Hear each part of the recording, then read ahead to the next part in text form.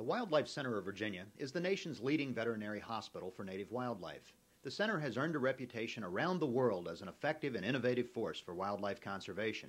Now, the Wildlife Center also has a new home. The center began its life-saving work in 1982 in a converted Augusta County horse barn. In 1985, the center moved to a group of trailers crowded onto 1 acre of rented land in Weir's Cave. However, to realize its potential, the Wildlife Center needed a permanent facility designed to meet the needs of wildlife. In 1990, a gift of land from the DuPont Company and the open arms of the community led the way to Waynesboro. With the help and support of countless friends, the dream would become a reality. The Wildlife Center would finally have a home where it could truly spread its wings and fly. The limitations of the past melted away to reveal a future full of promise and potential. On July 30th, 1995, the Wildlife Center of Virginia began a new era in wildlife conservation with the opening of its new $1.1 million teaching and research hospital for native wildlife. The ribbon cutting was the culmination of 5 years of planning, fundraising, building, and struggle. The results were more than worth the effort. The new facility is thought to be the finest of its type in the world. Not only is the new building pleasing to the eye, it is a lesson in environmentally friendly design. The facility is heated and cooled with geothermal energy. All windows are insulated glass, which have a special coating to reduce radiated heat transfer. The lights throughout the building conform to EPA's Green Lights guidelines for energy efficiency. Even the walls are insulated with cellulose insulation made from recycled newspapers. The Wildlife Center takes its role as a public service organization seriously. From the moment you enter the front door, you find a facility and a staff that are user-friendly. Even though most of the building is not open for unscheduled public tours, the spacious foyer and reception area provide a warm welcome to visitors, whether they are bringing in an injured animal or simply stopping by to purchase a t-shirt. It is easy to see that if you love wildlife, you will love the Wildlife Center of Virginia. The Wildlife Center's library conference room is one area that will be available to visitors. The center is building its collection of books and journals on a wide variety of wildlife topics. These reference materials will be a valuable resource for students, professionals, and others interested in wildlife and wildlife medicine. The spacious meeting room is also used by outside groups and for the workshops and classes taught by Wildlife Center personnel.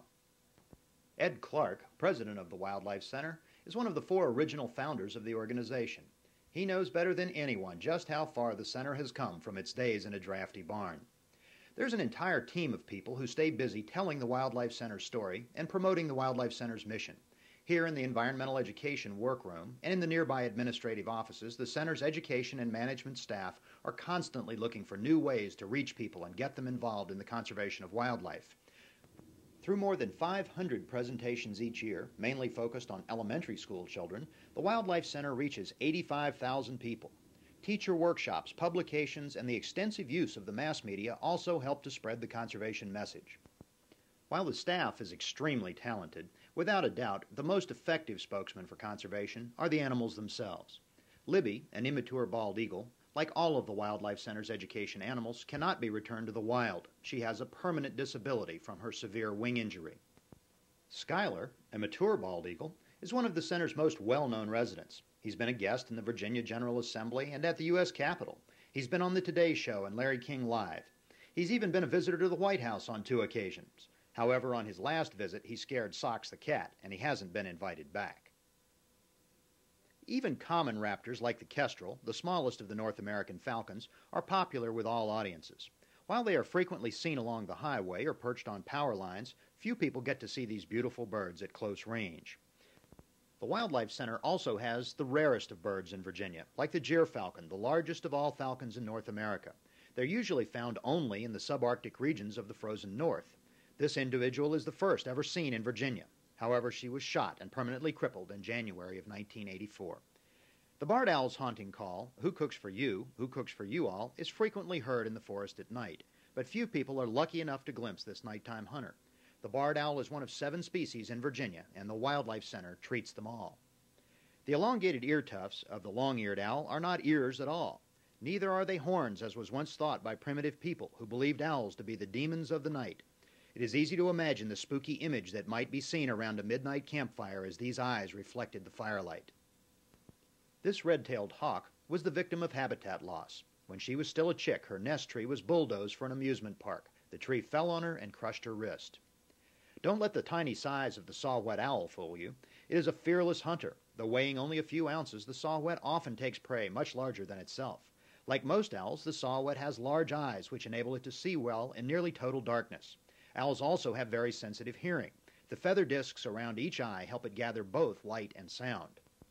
The reason the Wildlife Center is such an effective voice for conservation is because it has a unique perspective on wildlife and the environment. The Wildlife Center is a hospital for injured animals. Since 1982, the center has treated more than 20,000 patients. The new building reflects this priority. Nearly two-thirds of the building's 5,700 square feet are devoted to animal care. The Wildlife Center provides a unique window through which people can see wildlife and environmental issues in a completely new way. The Wildlife Center's facility is a state-of-the-art hospital with the most sophisticated and advanced technology being used in wildlife medicine anywhere in the world. 2 full-time veterinarians, a licensed veterinary technician, 3 animal caretakers, and literally hundreds of volunteers care for 2,500 patients each year. These animals come from every corner of Virginia, and many come from neighboring states. The center's diagnostic lab contains very sophisticated equipment which is used to fully evaluate an animal's condition. Nearly 40 tests can be performed on blood, fecal, and urine samples which are collected from the center's patients. These tests reveal a wealth of information, not only about the individual animal, but about the environment as well. In the spacious, well-lighted treatment area, there is room for both doctors to work at the same time. Whether it is the examination of new patients or the preparation for surgery, everything they need is at their fingertips. The center's treatment area is fully stocked with all types of medical supplies and a full range of drugs and pharmaceuticals. If the cabinets and work counters in this room remind you of a human hospital, it's for good reason. Every cabinet, shelf, bookcase, and counter throughout the entire Wildlife Center facility was salvaged from King's Daughters Hospital in Stanton, which was recently closed in 1994 to make room for a new, large regional medical center. This is just one of the ways in which the Wildlife Center saved money during the construction of its world-class facility. The operating room is also an example of state-of-the-art design, featuring specialized lights, fully adjustable operating table, X-ray viewer, oxygen outlets, and special air conditioning features. There's even a video camera to record surgical procedures for later instructional use. This intensive care room also doubles as a nursery. Incubators donated by human hospitals enable the staff to maintain their most fragile patients in a warm and protected environment. During the months of May and June, nearly 1,000 baby animals will pass through this room. The Wildlife Center's main animal holding ward is also a very busy place. As you can see, this room contains cages of nearly every shape, size, and description. The Wildlife Center must be constantly prepared to care for animals as small as hummingbirds or as large as black bears. An important part of the patient's recovery is nutritional support. This often means special supplements of calcium, vitamins, or high-energy foods. There are often 200 patients representing 50 species in the hospital on any given day. A wide variety of foods must be kept on hand at all times. Patients come into the Wildlife Center 7 days a week. Most are brought in directly by private citizens who have found the animal, but the Wildlife Center also has a statewide network of transporters to help get animals in for treatment. Rescuers come in all sizes and all ages, and for that matter, so do the patients. But each one is treated with the same care and compassion. Each patient is assigned an individual case number and has a complete medical history set up for the files. When an animal is first admitted, it will be taken from the receiving area to the hospital where it gets a complete physical exam by one of the center's 2 veterinarians. This tiny bird has been attacked by a cat. Attacks by house cats are one of the most frequently seen injuries at the Wildlife Center. Most such injuries end up being fatal. If this tiny bird has any chance to survive, the doctor must carefully find the broken bones and all of the puncture wounds. Antibiotics are usually needed to combat the lethal infection that accompanies cat attacks. However, giving a shot to a tiny sparrow is extremely delicate work. The most common injuries sustained by owls result from automobile collisions.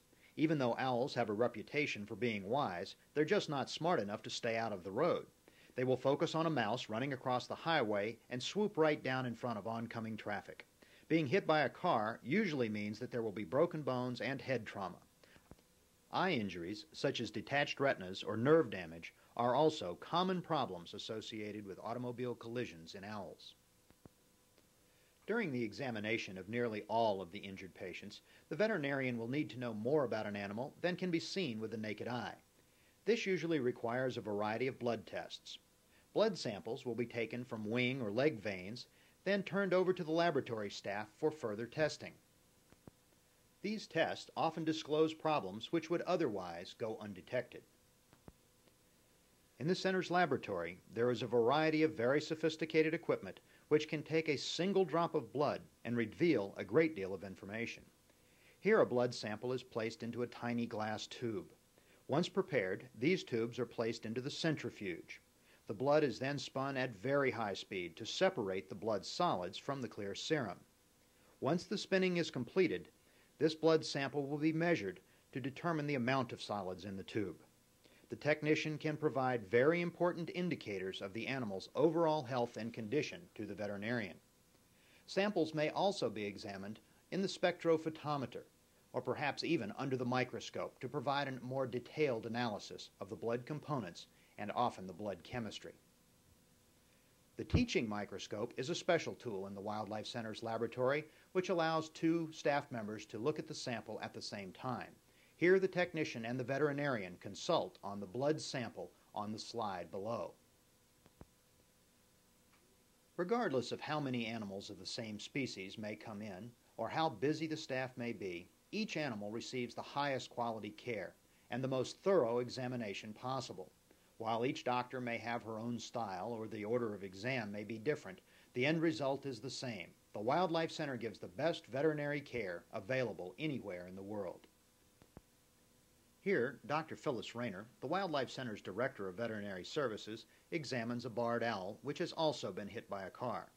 Sarah Sneed, a licensed veterinary technician, expertly restrains this owl to enable the doctor to methodically examine each of the owl's parts.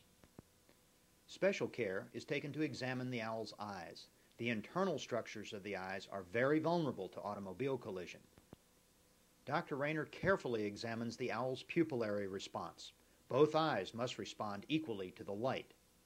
An owl's eyesight is critical to its ability to survive in the wild. Even though its bones and body may heal, without vision, this owl can never be returned to the wild. Another valuable diagnostic tool is the X-ray. Even though a veterinarian may be able to detect a fracture by hand, a detailed X-ray is needed to determine whether or not a simple splint can be used to immobilize the fracture or if surgery will be required. Small birds are often positioned for their X-rays using a special tape that will not stick to their feathers. It is very important that the patient remain perfectly still as the X-ray is taken. Larger birds, like this red-tailed hawk, must be physically held in place by the veterinarian or the technician. You will notice that protective clothing is always worn by the staff to shield them from the potentially harmful effects of the X-ray beams. Again, this hawk must be held perfectly still so that the X-ray will clearly show any fractures which may be present in its body. Frequently, the X-ray will reveal a fracture that must be repaired surgically. Here a patient is prepared for a very delicate orthopedic procedure. The technician administers the gas anesthetic while the veterinarian plans the complicated operation to come. With the X-ray as her roadmap, the veterinarian will carefully open the broken wing, locate and realign the fragments of bone, and prepare to install the surgical pin which will be lined inside the hollow bone cavity of this bird's wing. A drill is used to make the opening, then the long, slender shaft of the surgical steel pin is neatly slid into the opening and bandaged in place. This process is often lengthy and extremely delicate. One slip and this bird will never fly again. Many times, the veterinarians will collaborate on the development of new surgical techniques. X-rays are often taken after the operation is completed, and the doctors will review the case step by step to see how the procedures can be improved. Dr. Katie Barish frequently returns to the X-rays with veterinary students who are studying at the Wildlife Center to explain how the procedure was done. First bone, and there's another fragment, there's an extra unattached fragment that's in there, so it's in 3 pieces, and that's the pre-op X-ray. The post-op X-ray, we have driven a pin through the bone called an IM pin. And here's a view after surgery. We check the placement of our pin. We haven't cut the pin yet in case we need to back up the pin or we have to change the alignment of the pin. While nearly 70% of the Wildlife Center's patients are birds, 1 in 4 is a mammal. This tiny flying squirrel has been attacked by a cat. As with the birds, cat attacks are the most frequent injury sustained by small mammals treated at the center. The examination procedures are the same regardless of the species. Here, tape is used to immobilize the squirrel for its x-ray. It's certain that this black bear was not attacked by a cat. Actually, automobile collisions are responsible for most of the black bear injuries treated at the Wildlife Center. Here, a 2-year-old black bear is operated on for a ruptured stomach that resulted from being struck by a car in Suffolk, Virginia, just outside the Dismal Swamp. The surgery was a complete success. Within weeks, the bear has his final pre-release exam. His recovery is found to be complete. His incision has completely healed. While the anesthetized animal peacefully sleeps, the decision is made to set him free. This black bear is a lucky one, but for other patients, medications and daily treatments are still in store for them. This beautiful northern harrier has his wing bandaged from an operation. A pill is forced deep into his throat to be sure that he swallows it. Back into the cage and wait some more. This immature red-tailed hawk is carefully removed from its cage. Notice the heavy gloves worn by the technician. The feet and talons are the most dangerous weapon on the hawk, but the hooked beak can also present a challenge. The veterinarian places her thumb in the animal's jaw while the pill is forced far back into its throat. Many of the patients are so weak they are unable to eat on their own. Tube feeding is necessary to maintain their strength. Even the tiny saw-whet owl can present a challenge. Piece by piece, this owl eats his way back to a recovery. You really don't want to know what this owl is being fed. Come on, one more bite. Some of the patients are not so reluctant, however. The hard part is simply catching them to give them their medicine. This tiny blackbird can deliver a nasty bite even though it is a very small creature. Notice how carefully the doctor positions her fingers to keep the head safe and away from tender skin. Liquid medication is much easier to administer. For some patients, they will eat everything in sight. This baby gray squirrel hungrily pursues the food being presented through the syringe. Within just a few weeks, this baby will be strong enough to eat on his own. He'll then be moved to outdoor cages. Before long, he'll be climbing through the trees in the mountains of western Virginia. The a la carte menu at the Wildlife Center looks pretty good. Fresh vegetables, fruits, and a wide variety of nutritious offerings. All are artistically displayed for our guests. However, before you're tempted to dig in, you may want to take a closer look. Everything that is nutritious is not necessarily appetizing. One of the most important parts of the Wildlife Center's facility is the large outdoor cage complex. Here, the final phase of treatment takes place. In the center's 200-foot-long flight cage, eagles, hawks, owls, and other large birds have more than 45,000 cubic feet in which to get the exercise they need to rebuild muscles that have grown weak during hospitalization. There are more than 50 different outdoor enclosures in all at the Wildlife Center, from deer yards to turtle pens, which can accommodate the center's patients and education animals. Each cage is cleaned and serviced daily. While the new facility means more space and the opportunity to do many more things, it has also meant a great deal more work for the animal care staff and for the volunteers. But all will agree that the results of this labor are more than worth the effort. Most of the time, the Wildlife Center's patients don't really understand or appreciate the care and concern that goes into their recovery. While our patients never say thank you, and for that matter never pay their bill, this is a work that is more than satisfying. The staff of the Wildlife Center are on the job 7 days a week, 365 days a year. For the animal staff, educators, and administrators, the workday often extends far into the night. The work of the Wildlife Center is indeed a labor of love. However, the Wildlife Center cannot exist on love alone. The Wildlife Center depends entirely on private contributions from people like you. The Wildlife Center does not receive any government funding for its programs and services. If you care about wildlife and would like to get involved, contact the Wildlife Center of Virginia and make a tax-deductible contribution today. Through no other organization can you make such a difference for wildlife in such a direct way. Your support will save wild lives and make the world a little brighter for all of us.